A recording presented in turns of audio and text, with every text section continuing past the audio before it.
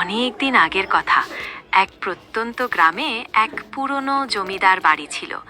সেই বাড়িতে অদ্ভুত সব ঘটনা ঘটত। কেউ নাকি রাতে মহিলাদের কান্নার শব্দ শুনতে পেত, আবার কেউ কেউ অলৌকিক ছায়ামূর্তি দেখার দাবি করত। গ্রামের লোকজনের বিশ্বাস ছিল ওই বাড়িতে অভিশপ্ত আত্মারা বাস করে। তুমি কি এই ব্যাপারে আরো কিছু জানতে চাও? এই বাড়ির দোতলায় একটা বন্ধ ঘর ছিল। সবার ধারণা ছিল ওই ঘরেই সব অশুভ শক্তির মূল বাস। আচ্ছা ঠিক আছে। তো সেই বাড়ির দোতলায় একটা বন্ধ ঘর ছিল, যেটাকে সবাই অভিশপ্ত মনে করত। কেউ সাহস করে ওই ঘরে ঢুকতো না। কিন্তু একবার এক দুঃসাহসী যুবক সেই ঘরে ঢোকার সিদ্ধান্ত নেয়। এরপর কি হয়েছিল জানতে চাও? তাহলে শোনো।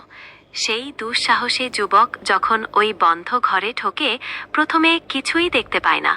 চারদিক অন্ধকার আর থমথমে। হঠাৎ সে একটা স্ট্রেঞ্জ গন্ধ পায়, পুরনো ধুলো আর কিসের যেন মিশ্রণ। এরপর সে লক্ষ্য করে ঘরের এক কোণে একটা ঝাড়বাতি নিজে থেকেই তুলছে, যদিও কোনো বাতাস ছিল না। এটা দেখে প্রথমে কিছুটা ভয় পেলেও কৌতূহল তাকে এগিয়ে নিয়ে যায়।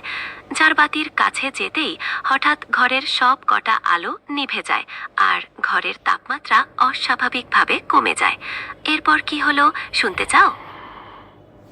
যাওয়ার পর যুবক ভয়ে চোখ। তখনই সে একটা ফিমের শব্দ শুনতে পায়, যেন কেউ খুব সাবধানে হাঁটছে।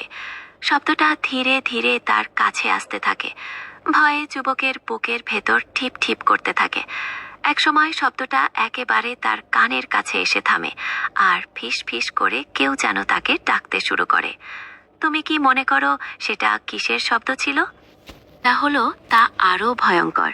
ফিস ফিস শব্দটা ক্রমশ তীব্র হতে থাকে এবং একসময় কান্নার রূপ নেয়। মনে হচ্ছিল কোনো মেয়ে খুব কষ্টে কাঁদছে। সেই কান্নার শব্দে ঘরের পরিবেশ আরও থমথমে হয়ে ওঠে। যুবক তখন পালানোর চেষ্টা করে, কিন্তু দরজাটা কিছুতেই খোলা যায় না, যেন কোনো অদৃশ্য শক্তি তাকে আটকে রেখেছে। এরপর কি হলো তুমি কল্পনা করতে পারো? ধীরে সেই কান্নার শব্দটা একটা অস্পষ্ট গানের রূপ নেয়, যে গানটা শুনে যুবকের মনে এক অদ্ভুত বিষণ্ণতা ছেয়ে যায়। তার মনে হতে থাকে যেন কেউ তাকে তার কাছে ডাকছে। এই অদ্ভুত অনুভূতি সত্ত্বেও সে যেন সম্মোহিত হয়ে সেই গানের দিকে এগোতে থাকে। তখনই সে দেখতে পায় ঘরের এক পাশে একটা পুরনো আয়না জ্বলজ্বল করছে। তুমি কি জানতে চাও আয়নায় সে কি দেখেছিল? প্রথমে সে নিজের প্রতিচ্ছবি দেখতে পায়, কিন্তু ধীরে ধীরে সেই প্রতিচ্ছবিটা পাল্টে যেতে থাকে। আয়নায় ভেসে ওঠে এক অপরিচিতা মেয়ের চেহারা, যার চোখ দুটো কান্নায় লাল আর মুখে এক গভীর বিষাদ। মনে হচ্ছিল সেই মেয়েটা যেন তাকে কিছু বলতে চাইছে। যুবক সম্মোহিত হয়ে আয়নার দিকে এগিয়ে যায়, আর ঠিক তখনই একটা বিকট শব্দে ঘরটা কেঁপে ওঠে। এরপর কি ঘটলো তুমি কল্পনা করতে পারো?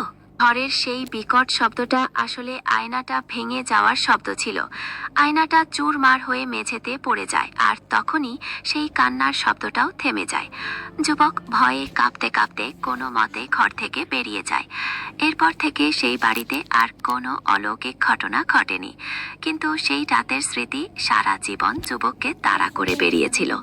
গল্পটা কেমন লাগলো?